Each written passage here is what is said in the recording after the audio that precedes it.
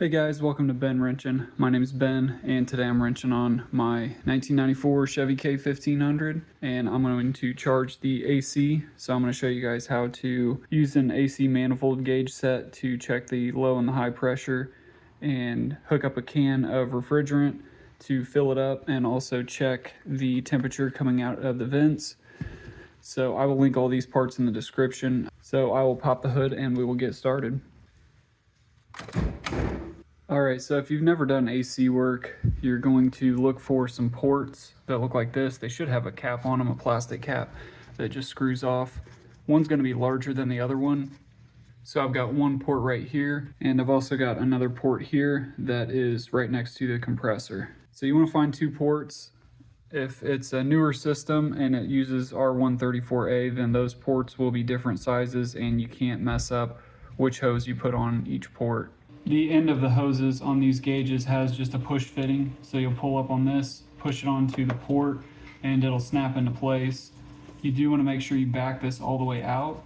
So as I turn this tight, it's got a small pin that comes out and depresses the Schrader valve inside the port. So I want to make sure that that is backed all the way out, and then I'll just snap this in to the port, and you can pull back on it and make sure that it's on there tight.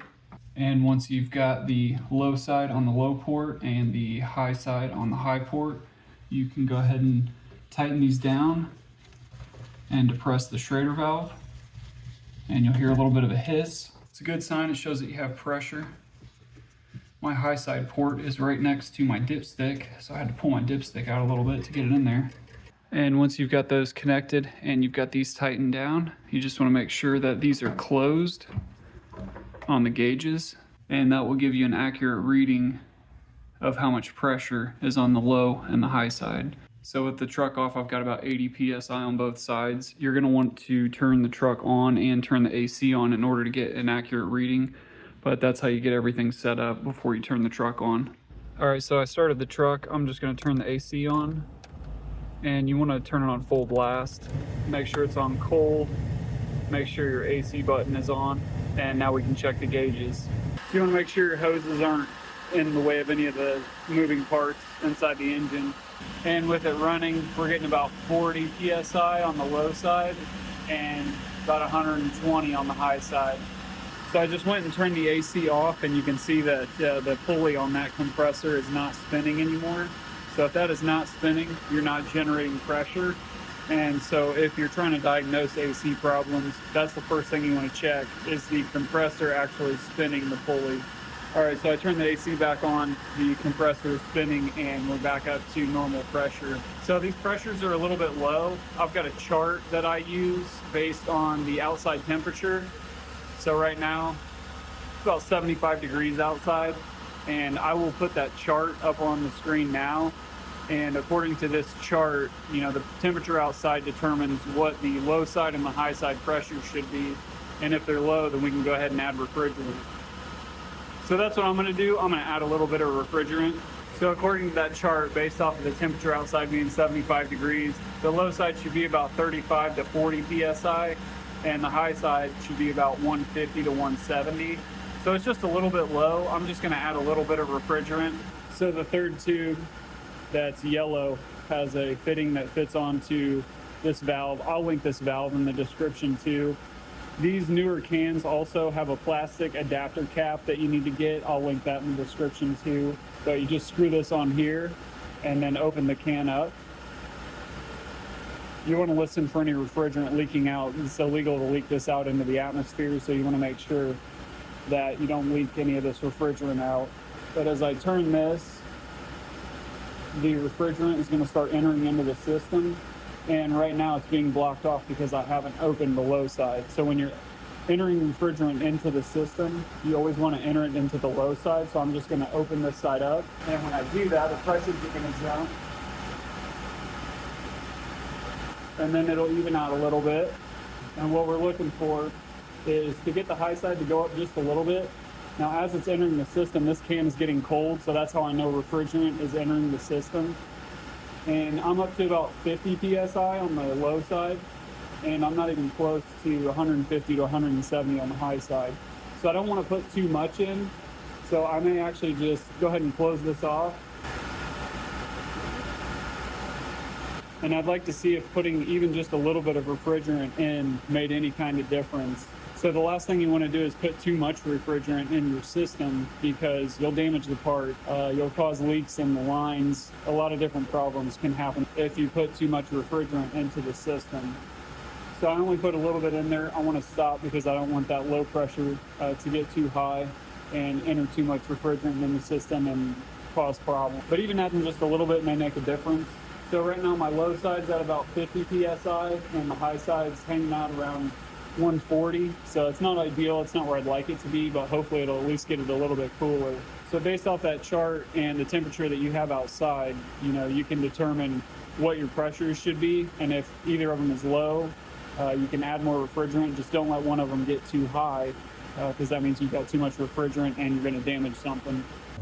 All right, so it's about 75 degrees outside, and as I check the temperature inside these vents, it is not any cooler than it is outside. So generally your AC system will cool at about 30 to 40 degrees cooler than the outside temperature. And so I've got another problem that I'm gonna have to trace down, but it doesn't look like it's an issue with how much refrigerant is in the system. I don't want to dump too much refrigerant in there, but right now my system is not cooling the air any cooler than it is outside.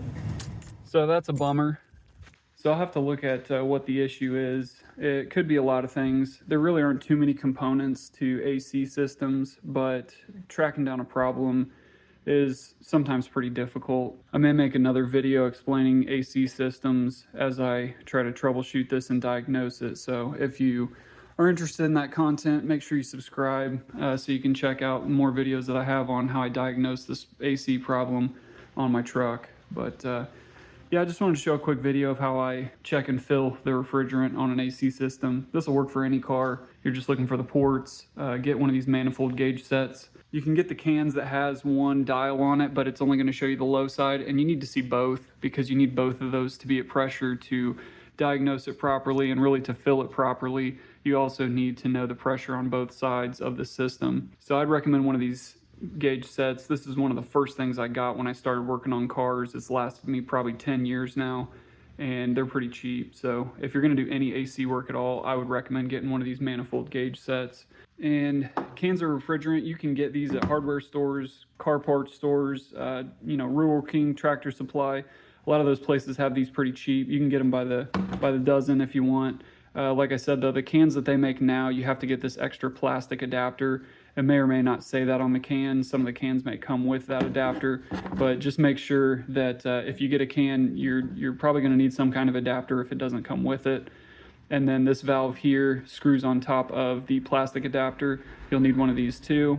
And then that'll thread right into the yellow line on your manifold gauge set. So once you're done, you can loosen these valves to close the Schrader valve on the ports on the AC lines. That'll at least enclose the system in your car. You're still going to have pressure in the lines to the gauge set, so you'll want to make sure all these are closed. Make sure your can is closed, the valve on the can. Just tighten it down all the way until it stops, and then open this slowly. You don't want to leak any refrigerant out. So there we go. And then make sure your yellow line is pointed somewhere where the air isn't going to bother you. And open these up and relieve the pressure that's inside before you take your gauge set and hang it on the wall. You don't want to leave it with pressure built up in these lines so it can last longer.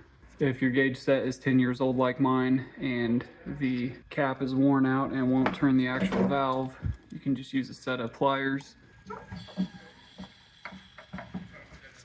So there we go. You just want to make sure you relieve all the pressure in the manifold gauges before you store it. So that's really all you need to check the AC and really to fill it. So that can take care of most AC problems. If your compressor is spinning but your air isn't cold, then that's the first place I go, is to check the pressures and see if you can dump a little refrigerant in and see if your air gets colder. All right, that's it for today. Hope you guys enjoyed it, and stick around for the next video. Thanks.